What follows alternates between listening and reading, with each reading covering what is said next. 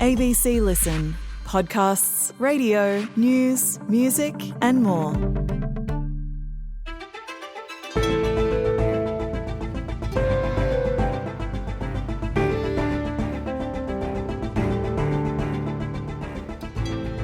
We're meant to be transitioning to a greener future and getting rid of gas for good.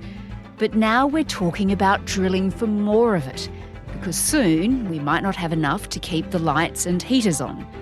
Today, energy reporter Dan Mercer explains how we've ended up here. I'm Sam Hawley on Gadigal land in Sydney. This is ABC News Daily.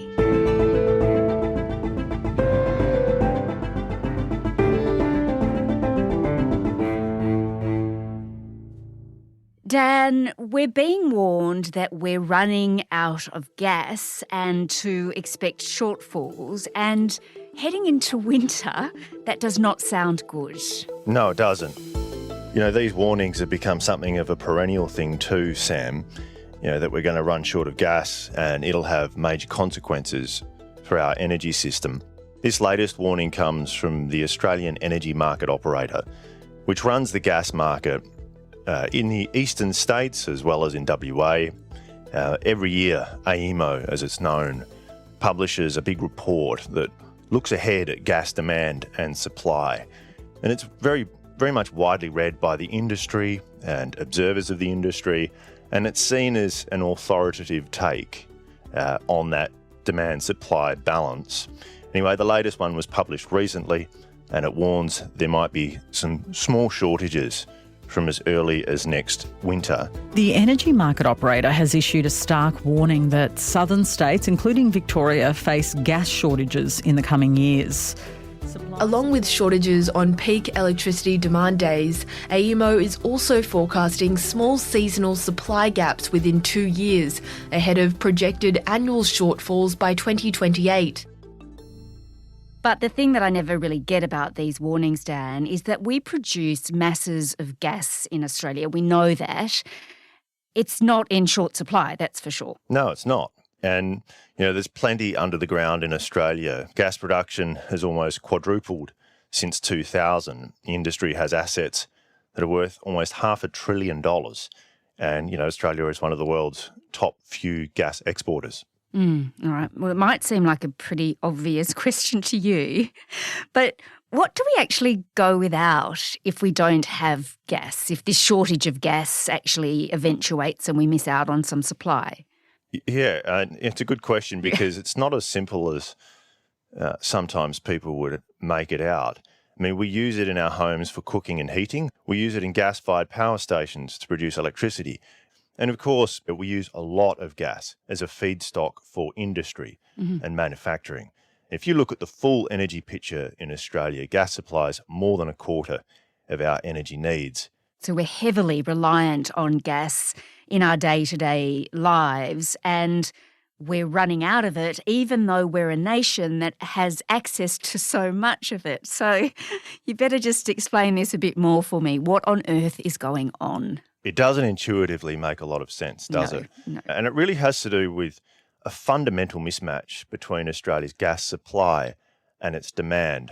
And you know, here for the next little bit, we're primarily talking about the eastern states. But in short, most of the gas demand is in the south, especially in Victoria. Victoria has built much of its manufacturing economy on gas, and its households use a lot of gas for heating and cooking. Now, historically, that hasn't been a problem at all because the state has been able to tap big reserves just offshore in the Bass Strait. But those reserves are falling away, and falling away pretty sharply. ExxonMobil, the US oil and gas giant, has confirmed that it's going to shut most of the capacity at its Longford plant in Victoria by 2028. And Longford is really a key piece of the puzzle as far as the southern states' gas supply goes. You know, and it highlights this problem that while most of, you know, that southern Victorian demand in particular is still there, the supply is no longer going to be there.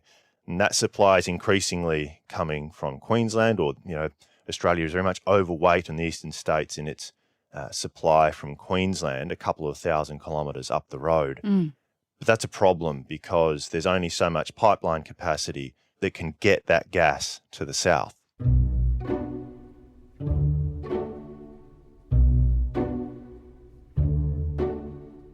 And I guess the crazy thing about this is it sounds like we actually need to drill for more fossil fuels so we have more gas so we can sort of fix this problem.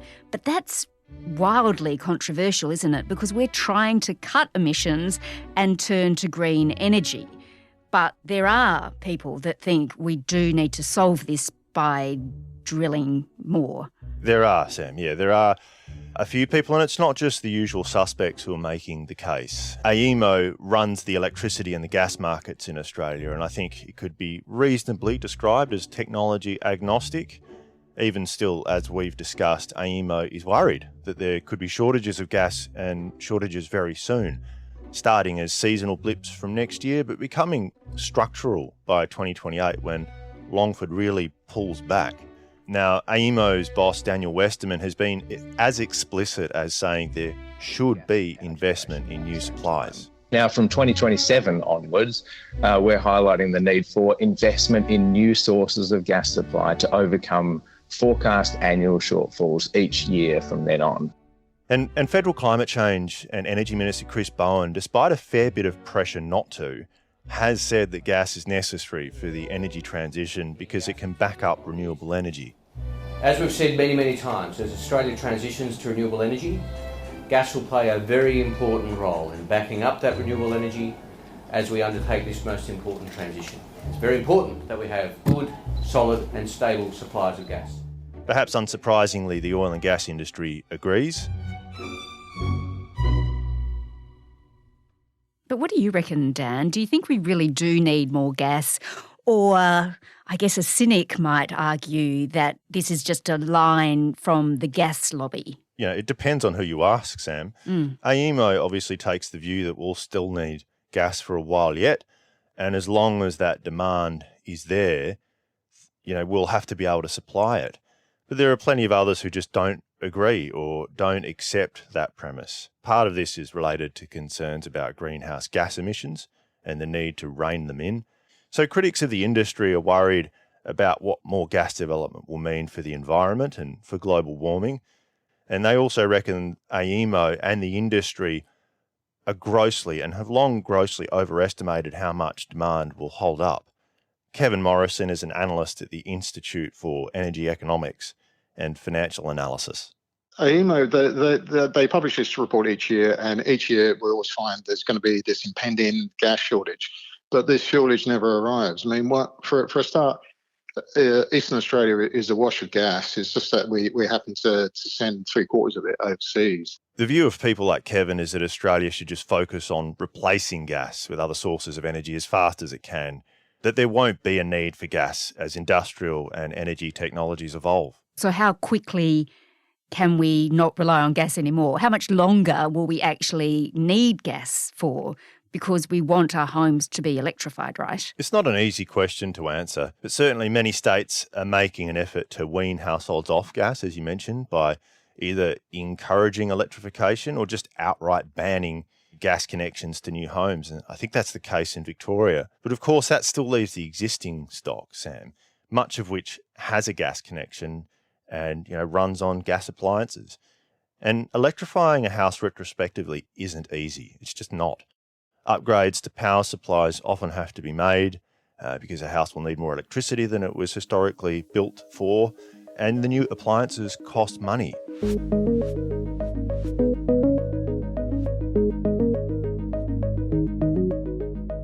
Yeah, when I sort of heard about this potential shortage, you know, you look at your own home and you think, well, I do still have gas, you know, I do have a gas oven or I do use gas for heating, and you want to change it, but as you said, it's really expensive. So what's the solution right now to keep the lights on? As is always the case, it's probably going to be a few things, Sam.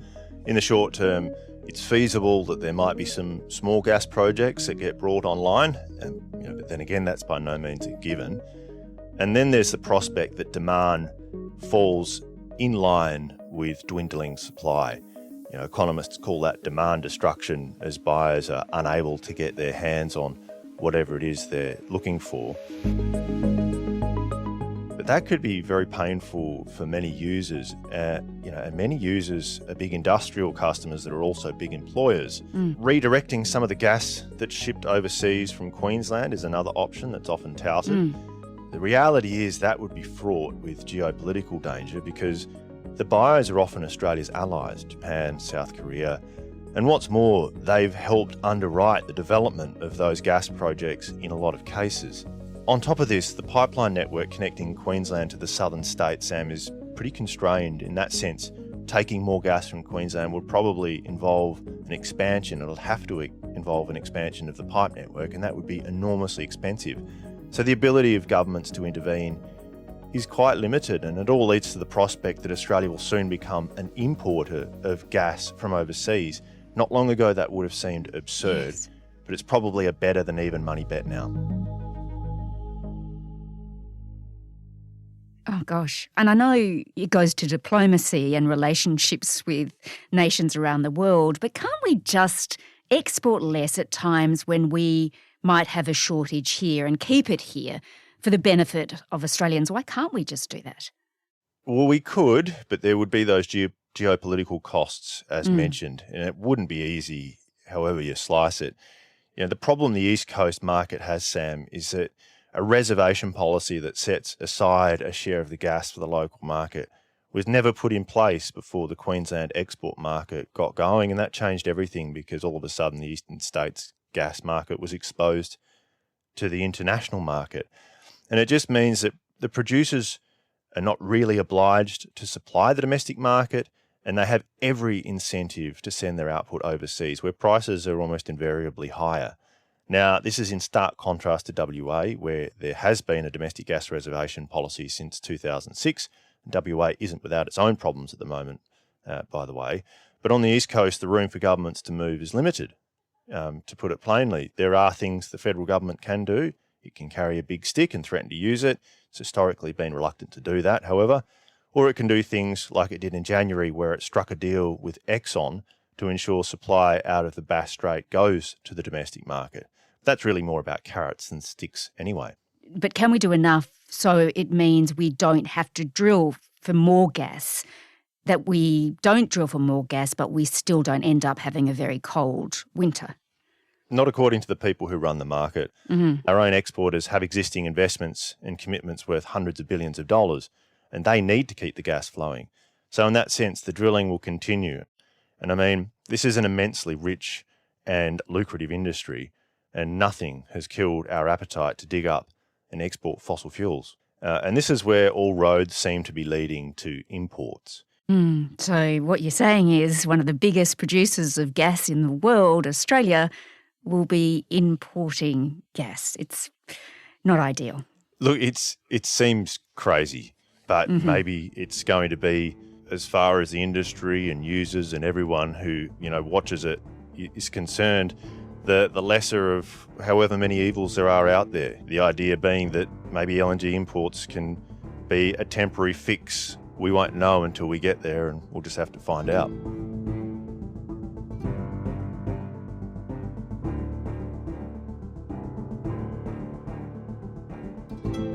Dan Mercer is the ABC's energy reporter based in Western Australia. We also spoke to Dan recently about whether rooftop solar is still worth it. That's in your feed from March the 7th. This episode was produced by Nell Whitehead with audio production by Sam Dunn. Our supervising producer is David Cody. I'm Sam Hawley. To get in touch with the team, email us on ABC News Daily at abc.net.au. Thanks for listening.